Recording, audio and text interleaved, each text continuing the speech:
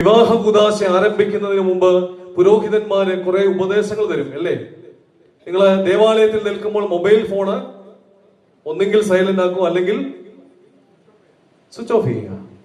ദേവാലയത്തിന്റെ നടുക്കത്തെ ഈ റെഡ് കാർപ്പറ്റിൽ, ചുമന്ന കാർപ്പറ്റിൽ ആരും കയറി നിൽക്കരുത്. സ്ത്രീകളോട് പ്രത്യേകം പറയും.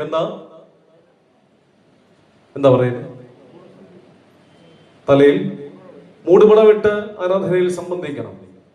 കുറച്ചു കഴിഞ്ഞ് അച്ഛന്മാരെ ചീത്ത വിളിക്കുമെങ്കിലും ഓർത്തഡോക്സ് സഭയുടെ പാരമ്പര്യത്തിൽ, സഭയുടെ കൃത്യമായ വിശ്വാസത്തിൽ വളരെ ശക്തമായി നമ്മെ ഓർമ്മിപ്പിക്കുന്നു, ഒരു സ്ത്രീ ദേവാലയത്തിൽ ആരാധനയിൽ സംബന്ധിക്കണമെങ്കിൽ തലയിൽ മൂടുപടം ധരിച്ചിരിക്കണം. വേദപുസ്തകത്തിൽ പറയുന്നുണ്ട്, പഴയ നിയമത്തിലും പറയുന്നുണ്ട്, പുതിയ നിയമത്തിലും പറയുന്നുണ്ട്, പുരുഷൻ അത് ധരിക്കരുത്.